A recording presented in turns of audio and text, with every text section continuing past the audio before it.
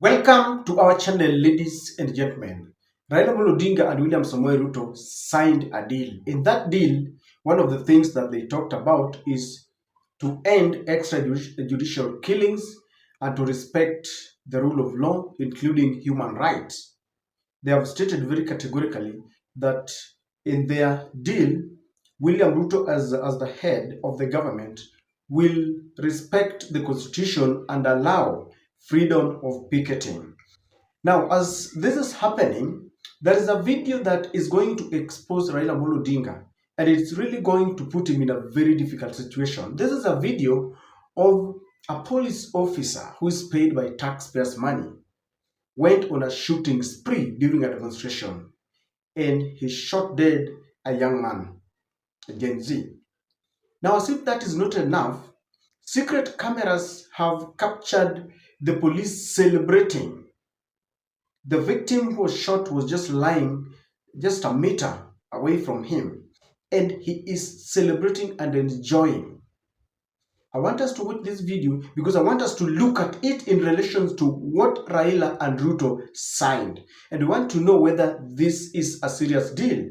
Otherwise, we are going to confirm that indeed Raila is a conman or a traitor, because that is the first video that he must start with. Before we watch the video and discuss it in relation to what we have been told, that we're told is going to change the social, economic, and the political direction of our country.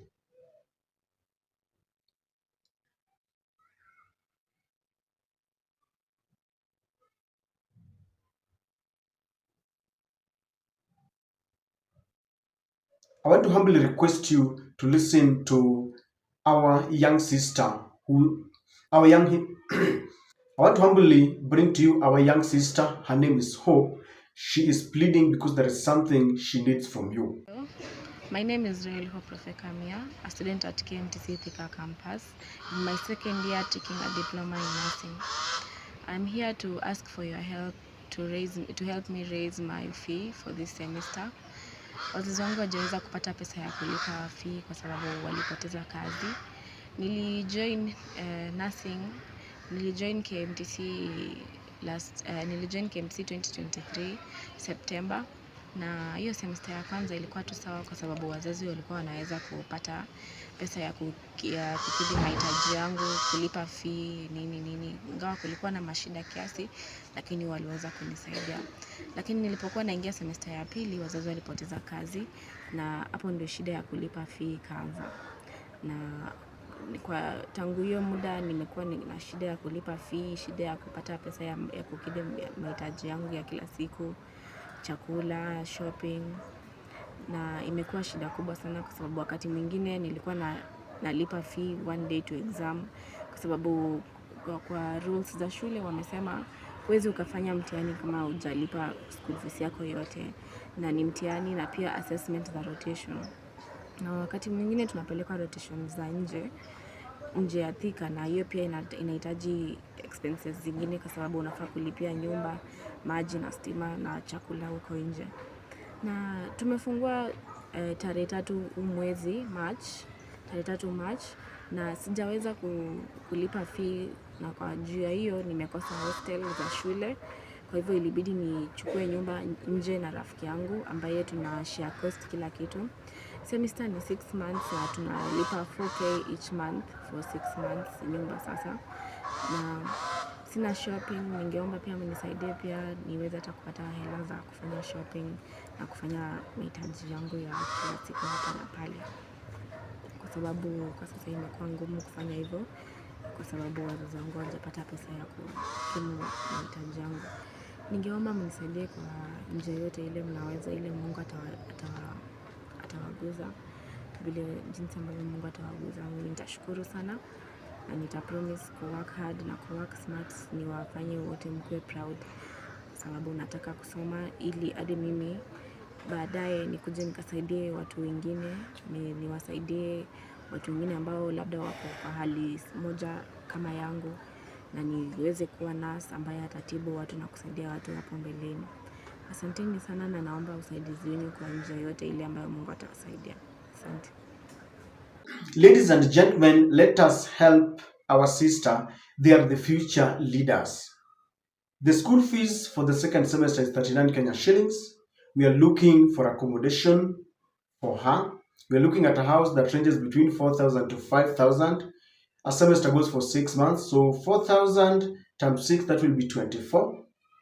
And we are also looking for something for her upkeep. As we speak, she's lacking the very basic needs: toothpaste, sanitary towels, washing soap, just the very basic needs. Things are very dire, and so please help. If she touches your heart, please help her. You can pay in two ways. There is this app called Jiunge app. That is the first option. All the public Kenya medical training centers use this app called Jiunge app. Once you log in there, it will require your email address and the password to the email address. It will prompt you to select KMTC, Hope Studies at the Thika campus. So you will choose that. She'll prompt you to give her full name, and the full name is Hope Rofeka, and the admission number is there. You'll also choose which mode you want to pay. Is it directly from the M-Pesa or from the bank?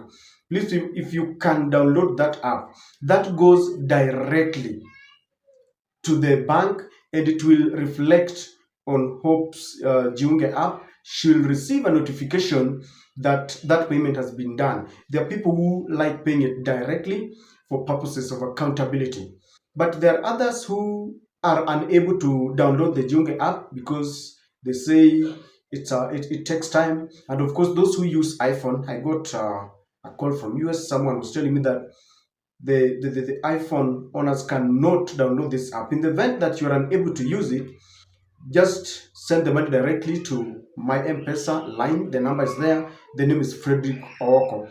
We'll reconcile all this. I'm really praying if we can get this money by Monday, then we give Hope a smile. We are her last hope. Hujui next time utaenda hospitali na unakutana na Hope ndiye anakusaidia. So kindly, ladies and gentlemen, Hope is the eldest child in the family. The father was working and he lost his job, and so kindly let us help Hope. Ladies and gentlemen, let us go directly to this video and tell me what you think of it. Kama vile unaona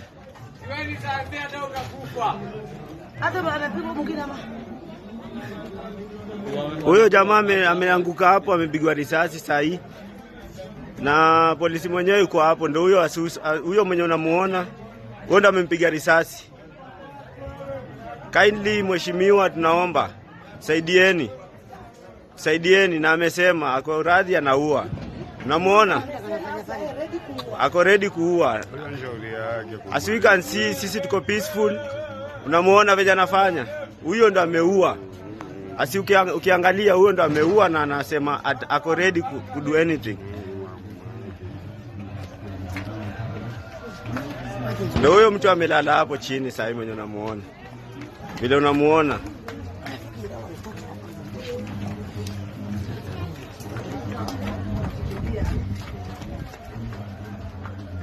You know, it is very sad that the role of the police is supposed to maintain law and order. Yet they go on a shooting spree and they kill our young people. This thing started when Gen Zs went to the streets. They were kidnapped, maimed, killed, and all that. We also saw this. In fact, we've seen this any time people go to protest. And there's no any government that can be excused. But it was the government of Kenyatta, Moi Kibaki, Uhuru Kenyatta, and now this one of William Samoei Ruto. Now that is very sad. Now, the first thing that comes to my mind is, what is the role of IPOA? The head of IPOA, the Independent Police Oversight Authority, that is supposed to be investigating atrocities or extrajudicial killings that have been committed by the police. Just like all the other independent institutions, the word independence is only on paper. They're never independent. The person in charge of this is Issa Hassan, the man who was the IEBC chair in 2013. And you all know these are all usual suspects. There is nothing he can do. And it is very sad that we pay these people very hugely. We maintain their offices, their secretariats, their security, you name it. Yet there is nothing that they are doing. And Raila Amolo Odinga, as I told you, is going to be exposed, because I want you to listen to one of the recommendations that was contained in their MOU. They are talking about these extrajudicial killings. Kindly listen to Edwin Sifuna reading out this very loudly. We are going to take turns with my counterpart to read out this MOU. It is titled Memorandum of Understanding to Resolve the Social, Economic and Political Challenges Facing Kenya 2025. Realizing that Kenya has gone through a long period of political crisis and conflict that has hampered the nation's potential for development and improving the livelihoods of our people. Noting that such crises have often resulted into demonstrations by our people demanding their rights, with the state often resulting to brutal suppression of such demonstrations that unfortunately lead to loss of life as well as property. Acknowledging that the nation will not develop without reinforcing democratic governance and the rule of law, now therefore, His Excellency President Dr. William Samoei Ruto, CGH, and the Right Honorable Raila Odinga, EGH, being the party leaders of the largest political parties in Kenya and bearing the greatest political responsibility, acknowledge the need in setting up a broad platform for collaboration and cooperation between all political forces and other stakeholders in the Kenyan society to address these long-standing challenges that threaten our nationhood. You know, I've always asked one question, and I've always compared the deal between Raila Amolo Odinga to what the US used to tell us. When people were going on the streets and they were demonstrating, youths were being killed, Kenyans were being killed. Yet when the US government was very quiet, their darling, the former administration of Joe Biden was very close to William Samoei Ruto. So when they realized that Kenyans were complaining, they simply issued a statement that William Ruto, you must respect the rule of law, and it ends there. And that is where I have a problem. What is the roadmap to the implementation of the recommendation that Raila and Ruto signed? Because it is not like whatever they're talking about is in a vacuum. For example, Raila went into this government knowing very well that his Azimio protest was full of victims. There were people who were killed. Even in his very home in Kisumu, there was a time they buried very many of his supporters from Kisumu. Some of them walikuwa wanatolewa kwa nyumba na wanauawa hapo. We saw it in broad daylight. They even talked about it when they went for the funeral arrangements of such. So when they sign a deal that they want to end this, they have a point to start from. He issued a statement that I want those who suffered the post-election violent victims, the Azimio protesters, the Gen Zs to be compensated. Is there a roadmap that compels William Ruto to implement this?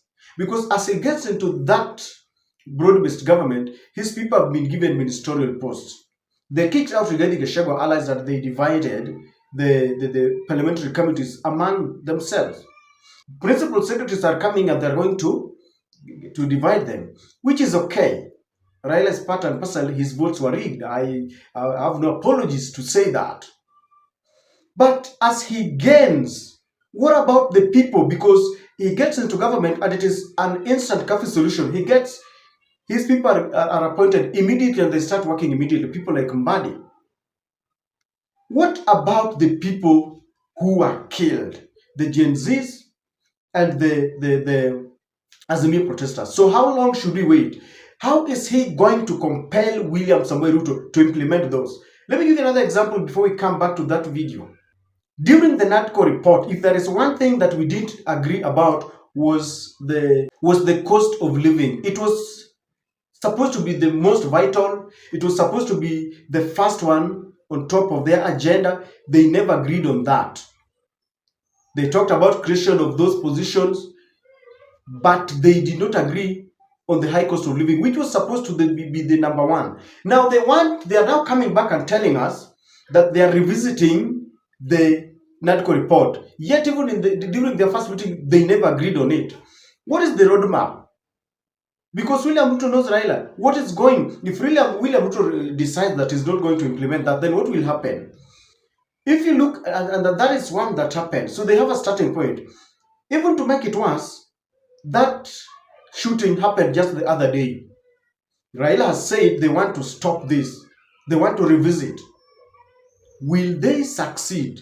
And I'm here to humbly submit to you that, in my very considered opinion, that deal between Raila and William Ruto, we must call it for what it is. It is just going to benefit Raila and his people, and maybe Ruto and his people. Ruto has a government that he feels is now stable because Raila he has incorporated Raila's people. But the people who are victims, including that boy there who was shot, will never get justice. No wonder when Sifuna was reading it, it was like, I don't know. So, ladies and gentlemen, what do you think about that video? If you connect it to the people who were killed during Gen Z, during Azimio. Not only that, I didn't hear in that, I don't know, I stand to be corrected. What about Cherera? I keep on asking this question. Now that, because when people are going for demonstrations during Azimio protests, Raila had mentioned that one of the reasons why they were going on demonstration was they wanted justice for Cherera 4. Cherera and Irene Masit are outside the country, in a foreign land. No one is talking about them. Yet we have a broad-based government where people have some feel-good moment. Let us not be taken for granted. And William Ruto must understand. In fact, if you ask me, did William Ruto have to wait for Raila to come to the government to talk about the high cost of living, to talk about the extrajudicial killings? Remember, the ODM, the Azimio, wrote a letter through their lawyer, Paul Mwangi, and they said Koome was taken to ICC. That means it was that serious. But what is the roadmap for the implementation of all this that Raila signed with William Samoei Ruto? Ladies and gentlemen, allow me to tell you that if at all we are just going to sign things and mention them during rallies, there is no need. We will not change our country. Let me just tell you so. And this is the reason why I'm telling you that Gen Zs must take their must ensure that they take identification cards towards 2027. We must sensitize each other because we cannot live with these people. They are all the same. We must move forward. We can only do that if we all vote together as a family without looking at our tribal lines. I will mention that in every single video that I'll do. We must vote as a family and kick out these political, figures who have been there. They are the usual suspects. They have their interest first. We come, we play second or third fiddle. Those policemen are behaving that way because they know they will get away with it. Let me tell you today, if William Ruto decides that there is an end to extrajudicial killing, there is an end to extra force, all this the police brutality will end as well. But because they know there is no political goodwill in ending this, they will continue committing this. William Ruto is the commander-in-chief of all the armed forces. In fact, Raila is not. Yes, they are saying that it's an equal power sharing deal. No. The person who is the commander-in-chief, who can give orders to the police and the militaries, William Samoei Ruto. William Ruto is only trying to make Raila feel good so that he can stabilize the government towards 2027. That is the same thing that happens with corruption. The moment there is no political goodwill, and I'm working in an office and I know if I steal, I will get away with it, I will perpetuate corruption. And so all these things that are happening, ladies and gentlemen, I don't trust whatever NADCO report and whatever was contained in that document. And I don't want to be harsh on them. Let us wait. Apart from just things that are written and they're giving copies and sending to newsrooms, I want to know how they are going to implement this. What is new? Because during the NADCO report, the country was bleeding and they sat for days. The only thing that was birthed was the fact that now Raila was going for the AU. I hope you feel where I'm coming from, because we cannot allow this to continue.